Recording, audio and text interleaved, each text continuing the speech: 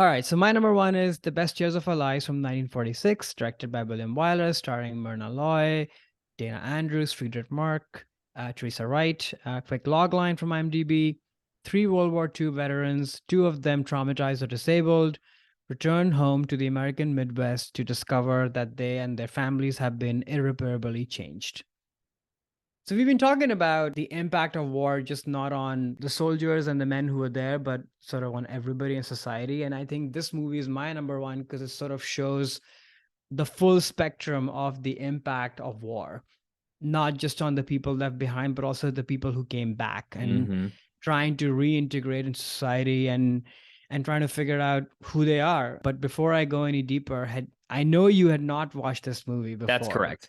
So how was this watch for you? Yeah, a movie I'd always wanted to see, but just never got around to seeing. So I was very glad to see this on your list. I thought it was a very powerful movie that I really enjoyed. Not perfect. I think there's some things that keep it from being like a masterpiece for me, but it just was very timeless in a way that I thought was important to go back because this movie was made very Hmm. recently after the end of World War II. And I think a lot of Hmm. the times with World War II, especially in the United States and the movies that depict it, they kind of glamorize a lot of aspects of it. And this movie to come out right after the war and really talk about the hard truths of what it was like to Yeah. fight and the problems and coming back. And these are things that aren't really touched on in a lot of at least the World War II films I was watching growing up. I just found it really powerful. They were able to make these comments so soon after the end of the war in terms of Hmm. what they were covering here. And that really resonated with me and made it even more powerful. These are real things they were dealing with right then and there. Probably half the Hmm. people in the audience when they were seeing this movie came back from World War II, Oh right? my Maybe even more gosh. than half. And they're seeing these, very realistic, I would assume, depictions of what that was like. So I can't even imagine being in that scenario. And I thought it was very, in a weird way, kind of brave or bold, maybe the better word for it, to make a film like this so soon after the war. Instead of just sort of either move on or glamorize, oh, coming back, you get the hero's welcome, everything's great. I'm now I get my like little house and picket fence. Like, no, it was not like Right. that. No, I couldn't agree more. And so moving. I watched this movie a few times, and all I think about when I watch this movie, just people in that time sitting in a theater watching this movie and watching their lives and their Oh yeah. confusions represented on the screen. What would that must have felt like? I Mm-hmm. kind of amazing. But yeah, I think there is a melodramatic aspect of the movie for sure, as is the case with a lot of movies from that time. But despite that, I think it's able to get at the truth of so many of these questions, whether there's another war lurking behind the corner, or is there going to be a depression? What's going to Mm-hmm. happen to jobs? Because people who are left behind, they have job security now. All these soldiers have come back. They're going to take away all the jobs. Right. That's how other people are feeling. Meanwhile, for the soldiers themselves, there's PTSD, there's relationship with their families. They have been altered mentally and physically, Mm-hmm. emotionally, and life is not the same for them. So how do you, like you said, how do you come back and fit in with your families? And then for the families who also have somehow figured out a rhythm without these men, their sons, their husbands, and some of them are better, some of them are not better at all. Mm-hmm. uh, and now they're trying to figure out as well, how do they make room for these people who've just come back. So, and it's just so smart in that way that they show, once again, going back to the class side, like there are three people and their stories and lives, and they're Mm-hmm. all from different classes, they all are facing different kinds of issues. And the movie is very smart, I think, by about showing that whole spectrum. Yes. Yeah. No, I felt the same way too. And what there was some just like really couple really moving scenes. The Oh yeah. actor who's where he wasn't even an actor, it was a guy who was a soldier and he lost both of his arms in a training Yeah. exercise, I think in like North Carolina or something. So he has these hooks for hands and he plays a Yeah. soldier who lost his limbs overseas. Him dressing himself and just knowing that uh, that was what he had to deal with every day because he actually is not a special effect. That is his life. And then another scene, which I thought maybe this was going to be the ending of the movie, was just incredible. One of the soldiers kind of going to a plane graveyard of all these old oh warplanes that they're yeah. dismantling because society doesn't need them anymore. And he's sitting in this plane as a thing that society doesn't need anymore either. you were a soldier, you fought in the war, now you're back, we don't need you, you're just going to be dismantled, essentially, like these planes. And this is the tracking shot pulling back, and you're seeing him in that cockpit being Amazing. like, wow, like what a symbol, what it must have felt like to come back to a world that has moved on without you in a way.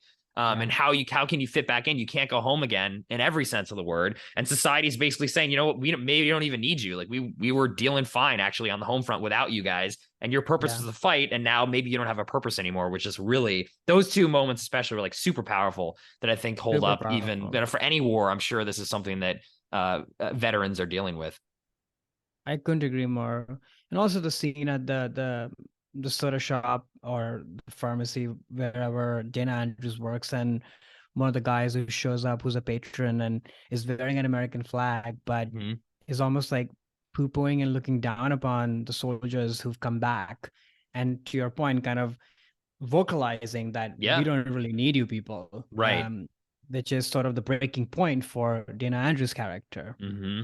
Yeah, was that the Um, scene too where he was saying you should have fought the Russians? Like, what were you doing? Like, you were fighting the yeah, wrong guys. And it's like, I'm sure that stuff was at the time. yeah, That must I'm have been sure. emotions people were feeling.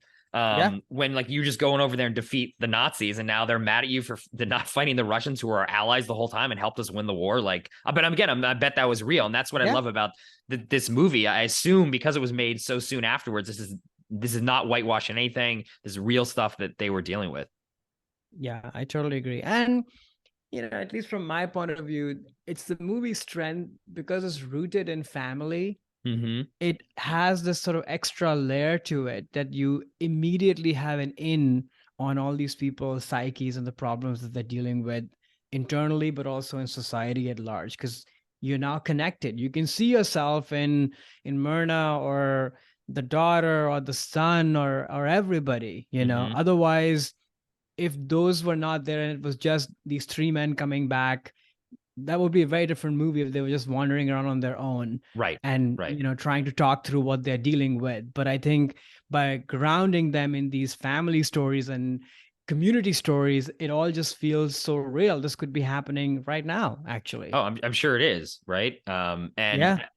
the other strength, and I think this is sort of the criticism I would have of the film is it's a little long and Mm, a little overly yeah, melodramatic. That three deals hours didn't a little had to too be this much, case. yeah, with all the Yeah. romance stories. But at the same time, I think, touching off of your point about the families, what makes the end of this film actually optimistic and makes me feel better than it ended with the guy in the plane sort of saying you're disregarded, is that I found that each one of these men who came back, it's falling in love and finding that love at the home front that helps Mm-hmm. heal their wounds, or at least puts them on the path to Mm-hmm. healing. They were trying to use alcohol or trying to use their job and all these other ways to feel useful and like they were back and Mm-hmm. that they were healed.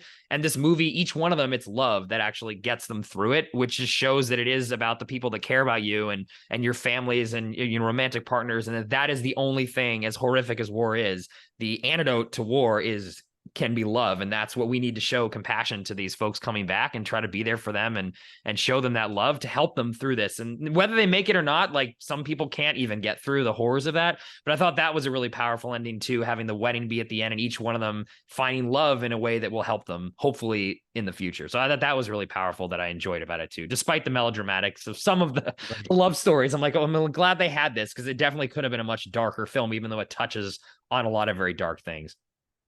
I couldn't agree more. That's very, very well said. And the truth in my mind, actually, for most things. So, Agreed. yeah. Yeah, And I agree. great performances as well, right? Like what you just said to me is in such an understated way communicated by Myrna Loy's character all Oh, through the movie, right? yes. Such a brilliant performance. You can see the discomfort, you can see the sort of stranger danger that she has going on with her husband who's come back, Yeah. and she's probably not left her home and stayed up way past bedtime, going through club after club, which apparently Boone City happening place, I know, like really. 20 Yeah. clubs. I'm like, what is I this gotta go place? there. It seems like a party town, huh? It's like, what is this place? It's Like hilarious, but Vegas. apparently, yeah. Why aren't we all in Boone City? But Yeah. she's playing along and she's Mhm. doing it because she knows this is difficult and she loves him and it's also required. It is the medicine that is needed. And it's such a great performance. It's all on her face. It's pretty amazing. That performance is a performance from modern times. It's not how people acted. Right. And Back to then. go Yeah. back to the melodramatic point, like Right. that could have been played in like the most melodramatic way possible, but she doesn't. There are others who do that, but she doesn't. Right. Yeah, definitely. No, I think this film too could be about really any war as well. Like you could, unfortunately, because wars are continue to go on in the world, that you could have a version of this film after every single war that happens. And I'm sure that the experience of coming home is the same. I mean, maybe you're not working at a soda jerk stand, but it'd be like a Starbucks instead or something. But it's all sadly the same kind of experience. But I guess then the positive way you could look at that is the solutions end the same every time. It's just showing love and compassion and finding that love in other people, and being able to love and be loved is what helps you through trauma. Totally. And sort of treatment and everything. Like back then they didn't even have this term PTSD, or I know. what do you do? And they're like, Dana Andrews' wife is like, snap out of it, Right. No can do, it's just doesn't work that way. So yeah, there's something. Her character, by the way, we didn't mention her, Dana Andrews' wife character. She's also a very important, I think, portrayal. I'm sure at that time, I mean, I don't know, I wasn't there, but people probably looked her as the bad girl, or what have you. But I think from today's eyes, it's a pretty important, real person, and I sympathized with her that she married this guy 20 days before he left her. I don't know how long ago they met and how well they knew each other, and she has a different life. She also has different needs, and it's not like when he comes back she's totally dismissive of him. Right. She sort of wants to make this work, even though she's is more in for the glamour of the uniform and this new life that could give her more money or more access. But these are all real feelings, and I sympathize that, okay, if this is not your true love person, why should you put up with this new life that you didn't really sign up for? So I think it's a very real portrayal, and I'm glad that they had that, because not everybody, to your point of having love and support, not everybody's gonna get that. It doesn't work that way, or feel that. I mean, again, I sympathize with or her feel character that too. you can't feel it. I get it, and it sucks, but that's life too. And war creates disruption to everyone who's involved, even the folks in the home front. And you can't expect to just put everything back together again. And I think both of them were struggling with that in their relationship, at least, like trying to find a new way to balance their relationship now that he has back and has, PTSD, and she's kind of moved on in her life in many ways. And that's a very real portrayal that I'm sure happens more times than not, to be honest. I mean, I can't imagine trying to come back from an experience like being in World War II, or really just any war, and trying to restart a relationship and reground it. You're a different person, they're a different person. Like, it's impressive that relationships lasted, honestly, through war. Like, it's a very admirable amazing, when that can happen. Totally. And you see that with Myrna Loy and her husband's journey. It's very awkward in the beginning, even though these people have known each other for this whole time, but it's very, very awkward. It doesn't all come back together, but there is an underlying sense of, I guess, belonging or trust or something that they power through it.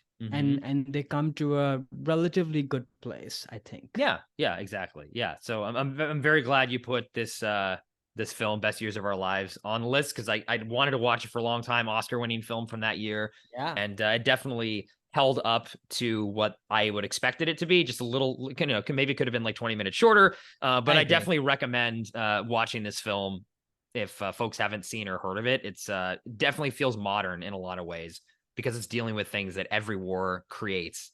And I think folks can relate to it if they've, known people that have been in service and come back. Hey there, it's Alex. If you like the review and discussion Karan and I just had, make sure you subscribe to our channel, Movies That Shaped Us, to get full episodes. Every other Wednesday, Karan and I cover a topic around important people, places, events, and moments in our lives, and then explore it through 3 of our favorite movies. Subscribe right now, or follow our podcast on Spotify or Apple Podcasts via the link in the description below. Hope you join us for the journey.